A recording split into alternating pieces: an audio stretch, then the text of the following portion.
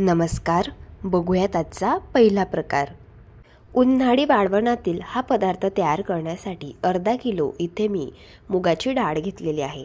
जर वाटीने बघितलं तर ही डाळ बरोबर 4 वाटी आहे. आता ज्या वाटीने आपण ही डाळ मोजून घेतली होती ना, त्याच वाटीने आपल्याला बाकीच्या डाळीसुद्धा मोजून घ्यायच्या आहे. तर इथे मी 1 वाटी मठाची डाळ घेतलेली आहे. त्याच वाटीने बरोबर 1 वाटी आपल्याला चवडीची डाळ घ्यायची आहे. इथे आपण उन्हाळी वाळवणातील सांडगे बनवत आहोत, तर त्यासाठी मठाची डाळ आणि चवडीची डाळीचा वापर केल्यामुळे सांडगे हे कडक होत नाही. आता अर्धी वाटी यात आपल्याला उडदाची डाळ घालायची आहे.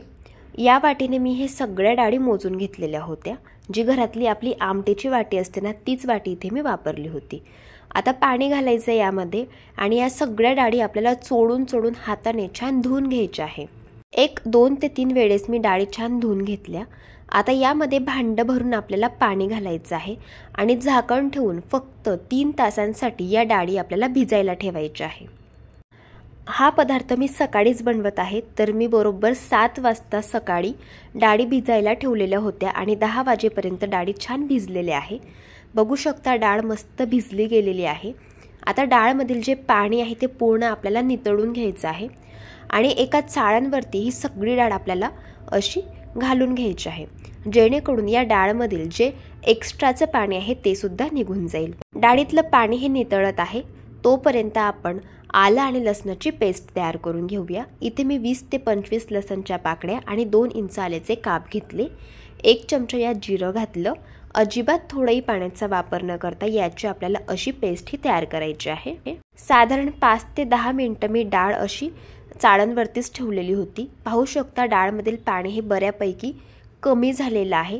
यातील पूर्ण पाणी हे नितळलेलं आहे. आता एक मिक्सीचं भांडं घ्यायचं. यामध्ये बसेल तेवढी डाळ घालायची. अजिबात थोडंही पाण्याचा वापर न करता डाळ आपल्याला बारीक वाटून घ्यायची आहे. बघा इथे मी डाळ वाटून घेतलेली आहे. तुम्ही डाळीचं टेक्स्चर बघू शकता, या पद्धतीचं आहे. वाटून घेतलेली ही डाळ आपण एका पसरट कढईमध्ये काढून घेऊया. यामध्ये तयार करून घेतलेली आलं आणि लसूणची पेस्ट घालायची आहे. 2 चमचे धणे पावडर यात घालायची. 2 चमचे मी ते पिवळ्या मिरचीचं तिखट घालत आहे. हवं तर तुम्ही लाल मिरचीचं तिखटसुद्धा घालू शकता. माझ्याकडे पिवळ्या मिरचीचं तिखट होतं म्हणून ते मी इथे वापरलं. हे तिखट तुम्हाला किराणा दुकानामध्ये आरामशीर अवेलेबल होतं. यात आता आपल्याला चवीप्रमाणे मीठ घालायचं आहे. साधारण 1.5 चमचा यात मी मीठ घातलं आहे. बारीक चिरलेली कोथिंबीर घालून घ्यायची आहे आणि हे सगळे जिन्नस हाताने मिक्स करायचे आहे. शक्यतो हातानेच मिक्स करायचे, म्हणजे सगळे मसाले व्यवस्थित या मिश्रणामध्ये मिक्स होतात. छान याला मिक्स करून घेतलेलं आहे. तुम्ही याचं टेक्स्चर पाहू शकता, या पद्धतीचं आहे. आता लगेच आपण यापासून सांडगे बनवायला सुरुवात करूयात. सांडग्यांना काही ठिकाणी वडेसुद्धा म्हटलं जातं. तर आता इथे मी एक प्लॅस्टिकची शीट घेतलेली आहे. यावरती आपल्याला या पद्धतीने असे छोटे छोटे सांडगे हे तयार करून घ्यायचे आहे. मिश्रण असं हातामध्ये घ्यायचं आणि अगदी भजी आपण करतो ना, तशाच पद्धतीचं भजीसारखं हे मिश्रण आपल्याला या कागदाच्या शीटवरती घालून घ्यायचं आहे. याच पद्धतीने मी सगळे सांडगे हे तयार करून घेतलेले आहे. आता हे सांडगे आपल्याला कडकडीत उन्हामध्ये 2 ते 3 दिवस मस्त सुकवून घ्यायचे आहे. इथे मी सांडगे मस्त 2 ते 3 दिवस सुकवून घेतलेले आहे. तर इथे आपला उन्हाळी वाळवणातील पहिला पदार्थ तयार झालेला आहे. या सांडग्यांची भाजी चवीला अगदी भन्नाट लागते. जर भाजीमध्ये काहीही अवेलेबल नसेल तर त्यावेळेस तुम्ही ही भाजी बनवू शकता. एकदा नक्कीच या पद्धतीने ट्राय करून बघा. प्रकार क्रमांक 2. आता हा पदार्थ तयार करण्यासाठी 1 वाटी साबुदाणा रात्रभर मी पाण्यामध्ये भिजायला ठेवलेला होता.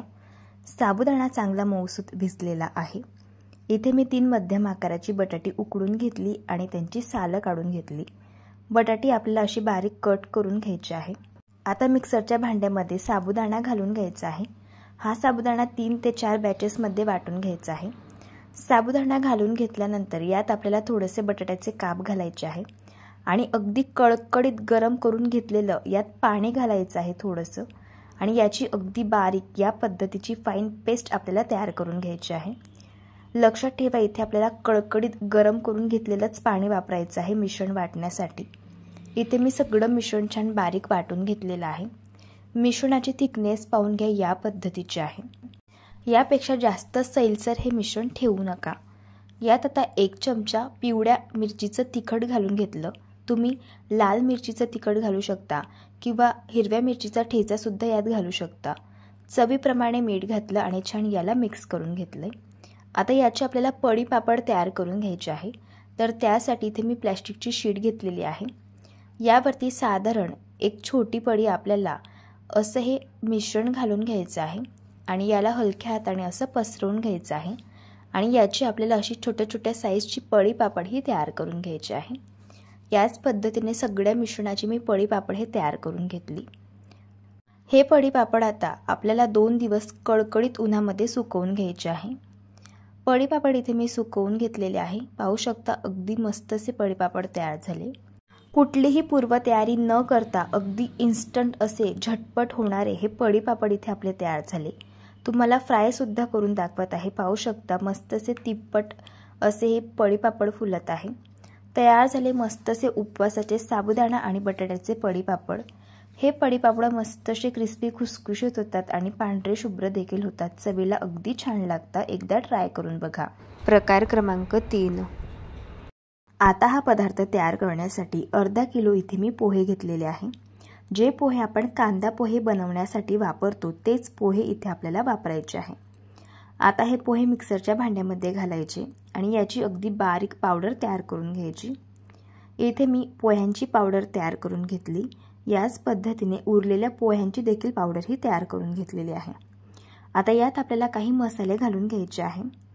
अर्धा चमचा यात जिरं घालायचे, पाव चमचा ओवा घालून घ्यायचा, अर्धा चमचा लाल तिखट घालायचं आणि मोठे 3 चमचे यात पांढरे तीळ घालायचे। तिळाचा नटी फ्लेवर या पदार्थात खूप छान उतरतो। चवीप्रमाणे मीठ घालायचं आणि हे पीठ आपल्याला एका पसरट ताटामध्ये आता काढून घ्यायचंय। पीठ सुरुवातीला छान मिक्स करून घ्यायचं आणि आता गरम करून घेतलेलं पाणी या पिठामध्ये घालायचंय आणि या पिठाचा मऊसूत गोळा मळायचा आहे। लक्षात ठेवा गरम करून घेतलेलंच पाणी इथे आपल्याला वापरायचं आहे आणि हे पीठ मळण्यासाठी थोडंसं जास्त पाण्याचा वापर होतो कारण पोहे हे पाणी शोषून घेतात। त्यामुळे थोडं थोडं पाणी घालून मस्त त्याचा गोळा हा आपल्याला मळून घ्यायचा आहे आणि गोळा मऊसूत मळायचा आहे। इथे मी याचा गोळा मळून घेतलेला आहे। इथे आपण पोह्यांचे बॉबी पापड बनवत आहोत तर त्यासाठी आपल्याला यातील अर्ध पीठ घ्यायचं आहे। जेवढं पीठ तुमचं साच्यामध्ये बसेल ना तेवढंच पीठ घ्यायचं। याला 2 ते 3 मिनिटं मळायचं आणि याचा रोल तयार करून घ्यायचा। बॉबी पापड तयार करण्यासाठी इथे मी फाफडा बनवण्यासाठी जी थाळी वापरली जाते तर ती साच्याला लावून घेतलेली आहे। आता हे पीठ आपल्याला असं दाबून साच्यामध्ये भरून घ्यायचं आहे आणि याचे बॉबी पापड आपल्याला तयार करून घ्यायचे आहे। पाहू शकता या पद्धतीने असे आपल्याला लांब लांब हे पापड तयार करायचे आहे। याच पद्धतीने मी सगळे बॉबी पापड हे तयार करून घेतले। आता हे बॉबी पापड कडकडीत उन्हामध्ये 2 दिवस आपल्याला सुकवून घ्यायचे आहे। इथे मी हे पापड सुकवून घेतलेले आहे। आता आपण याला तळून घेऊया। बॉबी पापड तळण्यासाठी तेल कडकडीत गरम करायचं। आता हे बॉबी पापड तेलामध्ये घालायचे। तुम्ही पाहू शकता या पापडांची साईज डबल झालेली आहे। मस्त असे हे पापड फुललेले आहे आणि अगदी पांढरे शुभ्र दिसत आहेत हे बॉबी पापड। दिसायला एवढे सुंदर दिसतात ना त्यापेक्षा चवीला तर विचारूच नका, अगदी भन्नाट लागतात। लहान मुलांना तर फार आवडतात, इतके टेस्टी होतात। या पद्धतीने एकदा ट्राय करून बघा। प्रकार क्रमांक 4। आता हा पदार्थ तयार करण्यासाठी 1 वाटी बारीक रवा घेतलेला आहे। लक्षात ठेवा इथे आपल्याला बारीकच रव्याचा वापर करायचा आहे, जाड रवा अजिबात वापरू नका। यामध्ये आता 3 ग्लास पाणी घालून घ्यायचे आणि रवा पाण्यामध्ये मिक्स करून घ्यायचा आहे। हा रवा आपल्याला पाण्यामध्ये छान स्वच्छ धुवून घ्यायचा आहे। तर रवा व्यवस्थित असा तर धुतला जाणार नाही कारण रवा हा पूर्ण पाण्यामध्ये मिक्स झालेला आहे। त्यामुळे हे मिश्रण आपल्याला रव्याचं 5 मिनिटं झाकण ठेवून असंच ठेवून द्यायचं आहे, म्हणजे रवा हा खाली तळाला जाऊन बसतो आणि पाणी हे वरती राहतं। या पद्धतीने आता या रव्यावरचं जे पाणी आहे तर ते आपल्याला असं काढून घ्यायचं आहे आणि ही स्टेप आता पुन्हा आपल्याला रिपीट करायची आहे। रव्यामध्ये पुन्हा पाणी घालायचं, साधारण 3 ग्लास पाणी घालायचं आणि पुन्हा 5 मिनिटं झाकून असंच हे मिश्रण ठेवायचं आणि नंतर यावरचं जे पाणी आहे ते आपल्याला काढून घ्यायचं आहे। 2 वेळेस मी ही स्टेप केलेली आहे। आता सगळ्यात शेवटी यात आपल्याला पुन्हा 3 ग्लास पाणी घालायचे, झाकण ठेवून हा रवा रात्रभर आपल्याला भिजायला ठेवायचा आहे. रात्रभर हा रवा मी पाण्यामध्ये भिजायला ठेवलेला होता. तुम्ही पाहू शकता रवा खाली तळाला जाऊन बसलेला आहे आणि वरती हे पाणी शिल्लक राहिलेलं आहे. हे पाणी यावरचं काढून घ्यायचं आहे. इथे आपला मस्तसा घट्टसर रव्याचा चीक हा तयार झालेला आहे. इथे आपण 1 वाटी रवा घेतलेला होता. रवा हा पाण्यामध्ये घातल्यानंतर फुलतो आणि त्याची साईज सुद्धा डबल होते. त्यामुळे हा रव्याचा चीक आपल्याला मोजून घ्यायचा आहे. ज्या वाटीने आपण रवा घेतला होता त्याच वाटीने इथे मी हा चीक मोजून घेतलाय. तर साधारण 2 वाटी एवढा हा चीक आहे. आता सेम त्याच वाटीने कढईमध्ये आपल्याला 2.5 वाटी पाणी घालून घ्यायचं आहे. आता अगदी थोडंसं यात मीठ घालायचं आहे. चवीप्रमाणे मीठ थोडंसं कमीच घाला, कारण वाळवणाचा पदार्थ सुकल्यानंतर थोडासा खारट होतो. आता या पाण्याला एक खडखडून उकळ काढून घ्यायची आहे. पाण्याला उकळ आल्यानंतर गॅसची फ्लेम अगदी स्लो ठेवायची. आता हा तयार करून घेतलेला चीक असा थोडा थोडा पाण्यामध्ये घालायचा आणि एका हाताने याला असं मिक्स करत जायचं आहे, म्हणजे चिकाच्या गाठी यामध्ये होणार नाही. आता दुसऱ्या वाटीमधील चीक देखील मी यात घालून घेत आहे याच पद्धतीने. आता हा चीक आपल्याला शिजवून घ्यायचा आहे. तर लक्षात ठेवा गॅसची फ्लेम अगदी स्लो ठेवायची आहे आणि असं सतत मिक्स करत आपल्याला हा चीक असा शिजवून घ्यायचा आहे, म्हणजे चिकाच्या यात गाठी होणार नाही. साधारण 3 ते 4 मिनिटाच्या आतच तुम्ही पाहू शकता याला घट्टपणा यायला सुरुवात झालेली आहे. जोपर्यंत हे मिश्रण कढईपासून हलकंसं वेगळं होत नाही आणि मिश्रणाला छान चकाकी येत नाही तोपर्यंत आपल्याला हे मिश्रण छान शिजवून घ्यायचं आहे. साधारण 5 मिनिट झालेले आहे. मिश्रणाला घट्टपणा आलेला आहे पाहू शकता आणि हलकासा चकाकीपणा देखील आलेला आहे. आता यावरती झाकण ठेवायचे आणि गॅसच्या मंद आचेवरती 3 मिनिटं यावरती एक वाफ आपल्याला काढून घ्यायची. 3 मिनिटं मी यावरती एक वाफ काढून घेतली. पाहू शकता मस्तसा इथे आपला हा चीक तयार झाला. चीक कढईपासून हलकासा वेगळा होत आहे आणि या चिकाला छान असा चकाकीपणा आलेला आहे आणि हे मिश्रण हलकंसं ट्रान्सपॅरंट सुद्धा दिसत आहे. यावरनं समजायचं चीक इथे आपला हा तयार झाला. गॅस बंद करायचा आणि हा चीक अगदी कडकडीत गरम असतानाच याला साच्यामध्ये आपल्याला असं भरून घ्यायचं आहे आणि याच्या कुरडया गाळून घ्यायच्या. कुरडया गाळत असताना तुम्ही पाहू शकता कुरडई अजिबात कुठेही तुटत नाहीये आणि अगदी परफेक्ट अशी कुरडई तयार होत आहे. याच पद्धतीने मी कुरडया सर्व तयार करून घेतलेल्या आहेत. 1 वाटी रव्यापासून साधारण 15 ते 16 कुरडया तयार झाल्या. आता या कुरडया 2 दिवस आपल्याला उन्हामध्ये सुकवून घ्यायच्या आहे. इथे मी कुरडया सुकवून घेतलेल्या आहे. पाहू शकता मस्तशा कुरडया तयार झाल्या. कोणीही विश्वास करणार नाही या कुरडया आपण रव्यापासून तयार केलेल्या आहे. ही कुरडई आता तुम्हाला मी फ्राय करून दाखवते. पाहू शकता कुरडई तेलामध्ये घातल्यानंतर साधारण 3 ते 4 पटीने मस्त फुललेली आहे. मस्त अशी क्रिस्पी खुसखुशीत ही कुरडई तयार होते. जर तुमच्याकडे गव्हाच्या चिकाची कुरडई बनवायला वेळ नसेल तर तुम्ही ही इन्स्टंट कुरडई बनवू शकता. चवीलाही ही कुरडई अप्रतिम लागते. मस्त क्रिस्पी खुसखुशीत होते. नक्कीच एकदा या पद्धतीने ट्राय करून बघा. प्रकार क्रमांक 5. हा पदार्थ तयार करण्यासाठी अर्धा किलो इथे मी पोहे घेतलेले आहे. जे पोहे आपण कांदा पोहे बनवण्यासाठी वापरतो तेच पोहे इथे मी वापरले आहे. पोहे मी आधी चाळून घेतलेले आहे. आता हे पोहे आपल्याला 2 ते 3 वेळेस स्वच्छ धुवून घ्यायचे आहे आणि असेच हे पोहे चाळणवरती ठेवून द्यायचे आहे भिजण्यासाठी. साधारण 5 ते 6 मिनिटं मी हे पोहे असेच चाळणवरती ठेवलेले होते. पोहे चांगले मऊसूत भिजलेले आहे. याला एका पसरट ताटामध्ये काढायचं. 1 चमचे यात लाल तिखट घालायचं, पाव चमचा जिरं घालायचं, 2 चमचे तीळ घालायचे आणि चवीप्रमाणे मीठ घालायचं आहे. आता हे सगळे जिन्नस मिक्स करायचे आणि पोहे मॅश करून याचा मस्त असा गोळा मळून घ्यायचा. इथे मी याचा गोळा हा मळून घेतलेला आहे. आता या गोळ्याची आपल्याला 3 भागांमध्ये याला असं डिव्हाइड करून घ्यायचं आहे, कारण आपल्याला इथे कलरमध्ये पदार्थ बनवायचा आहे. त्यासाठी एका गोळ्यावरती 2 ते 3 थेंब इथे मी ग्रीन फूड कलर घालून घेतला.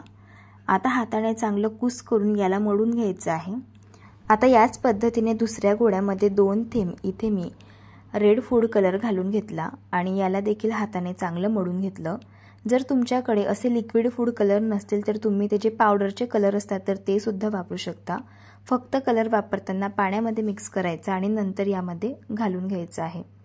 इथे मी 3 कलरमध्ये हे पीठ तयार करून घेतलेलं आहे. इथे आपण चकली बनवत आहोत तर त्यासाठी साच्यामध्ये स्टार शेपची थाळी लावलेली आहे आणि यामध्ये दाबून दाबून हे पीठ भरून घेतलंय आता याची आपल्याला चकली बनवायची आहे। चकली बनवताना पाहू शकता अजिबात कुठेही चकली तुटलेली नाहीये, मस्त अशी गोलाकार गरगरीत चकली तयार झाली।